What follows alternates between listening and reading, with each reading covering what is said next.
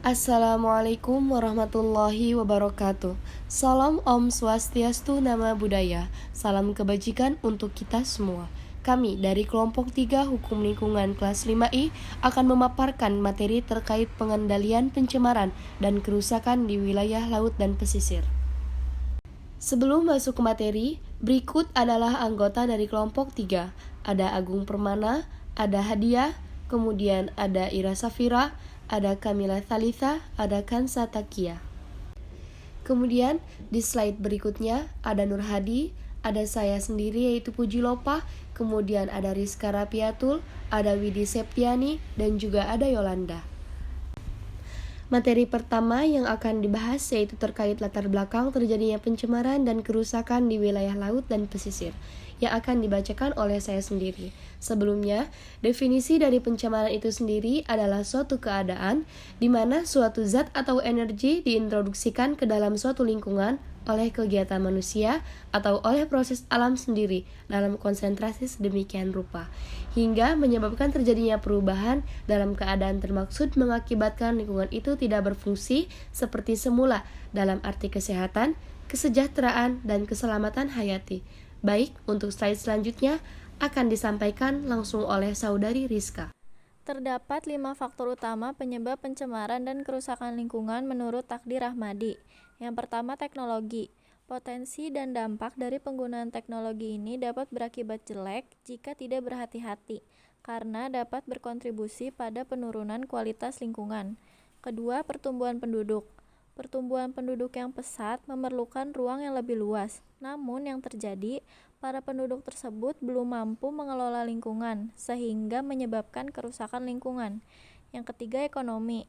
Eksploitasi sumber daya alam yang dimiliki secara kumulatif untuk mengeruk keuntungan mengakibatkan penurunan kualitas dan kuantitas sumber daya tersebut. Yang keempat, politik.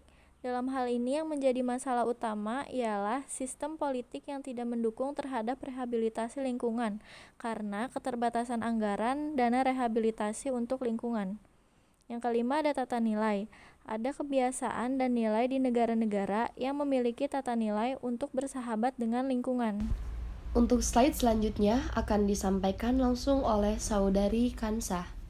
Selanjutnya, permasalahan dalam pengelolaan pesisir dan laut di Indonesia. Terdapat beberapa permasalahan utama dalam pengelolaan pesisir dan laut di Indonesia, yaitu 1. Pengelolaan belum dilaksanakan secara terpadu, melainkan pengelolaan masih dilaksanakan secara sektoral.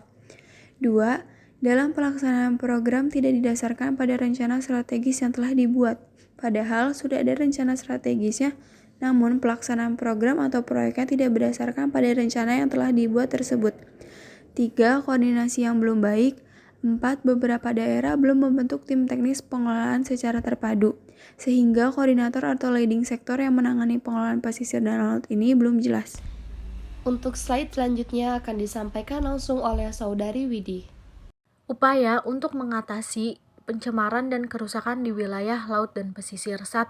Strategi pengelolaan. Strategi pengelolaan di sini dimaksudkan untuk mengelola limbah baik limbah cair, padat, dan gas. Dengan adanya pengelolaan limbah yang benar, maka air limbah dan gas buang dapat memenuhi baku mutu yang telah ditetapkan. Kedua, strategi pengendalian. Pengendalian pencemaran atau kerusakan lingkungan hidup dilaksanakan dalam rangka pelestarian fungsi lingkungan hidup di wilayah pesisir.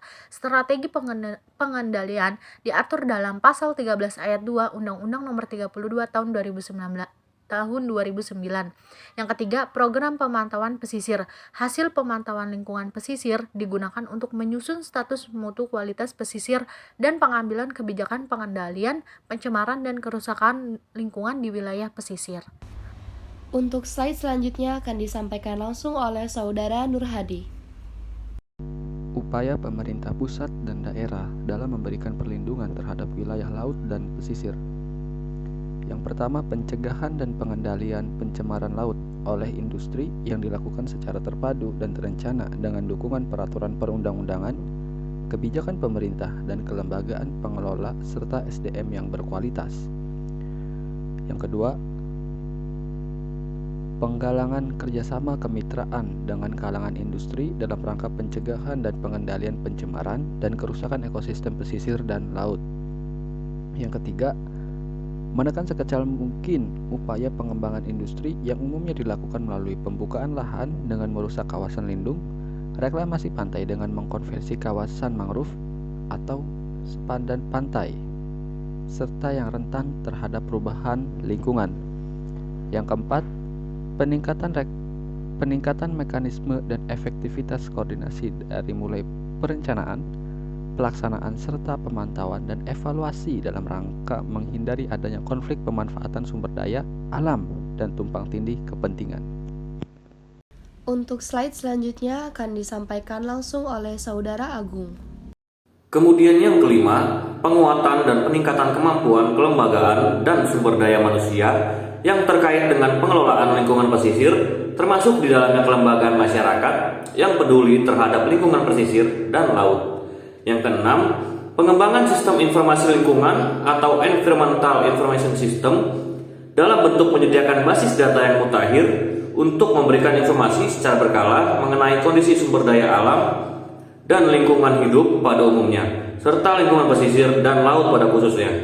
Yang ketujuh, penyusunan tata ruang pesisir dan laut yang berada dalam kewenangan pemerintahan untuk kepentingan pembagian zonasi bagi berbagai peruntukan, sehingga diharapkan dapat memperkecil dampak kerugian ekonomi dan sosial ekonomi.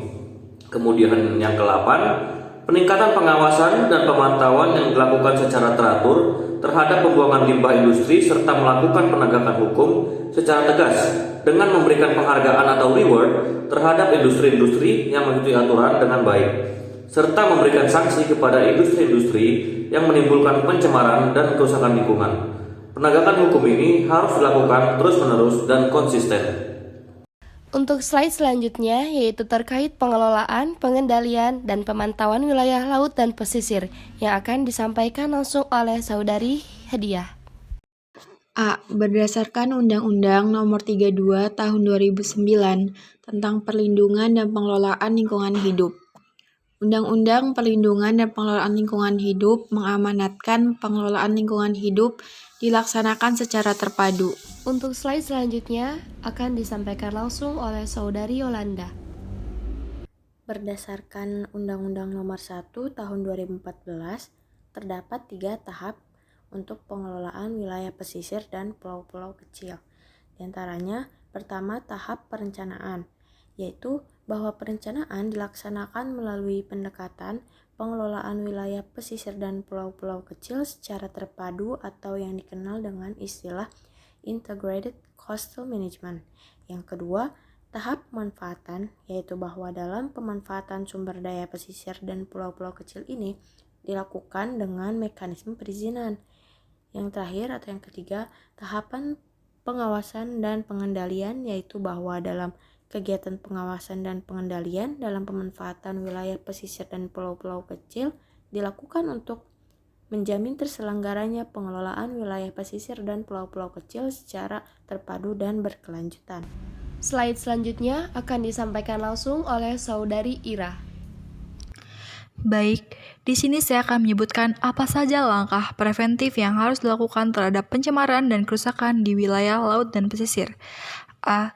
Gunakan pendekatan secara sistematis dan bertahap dalam mengembangkan dan mengimplementasikan program. B. Gunakan prinsip-prinsip pengelolaan pesisir dan laut terpadu dan prinsip good environmental governance dalam mengimplementasikan program dan proyek. C. Laksanakan tahapan-tahapan pengelolaan pesisir dan laut secara terpadu, tahap 1-6 dengan menyesuaikan keadaan situasi dan kondisi setempat. D. Libatkan masyarakat, ilmuwan, pengusaha, dan stakeholder lainnya dalam proses pelaksanaan program. E. Integrasikan informasi lingkungan, teknologi, ekonomi, dan sosial sejak awal dalam suatu proses pelaksanaan program. Dan slide selanjutnya akan disampaikan langsung oleh Saudari Kamila. Masih mengenai langkah preventif yang harus dilakukan terhadap pencemaran dan kerusakan di wilayah laut dan pesisir, dalam poin F terdapat ciptakan mekanisme keuangan yang berkesinambungan untuk mendukung program pengendalian pencemaran dan kerusakan di pesisir. G. Kembangkan kemampuan sumber daya manusia dalam pelaksanaan program pada semua tingkat pemerintahan. Semakin baik kualitas sumber daya manusia, tentunya akan menunjang keefektifan dan keefisienan program dan proyek yang akan dilaksanakan. H. Pantau efektivitas program dan proyek. Dengan memantau efektivitas suatu program dan proyek, kita dapat mengetahui perkembangan dan kemajuan program dan proyek tersebut. I.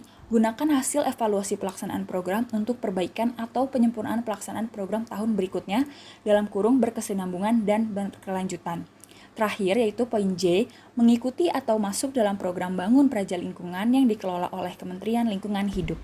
Baik, mungkin hanya itu yang dapat kami sampaikan terkait materi pengendalian pencemaran dan kerusakan di wilayah laut dan pesisir. Semoga bermanfaat untuk kita semua. Terima kasih atas perhatiannya. Kurang lebihnya mohon maaf. Wassalamualaikum warahmatullahi wabarakatuh.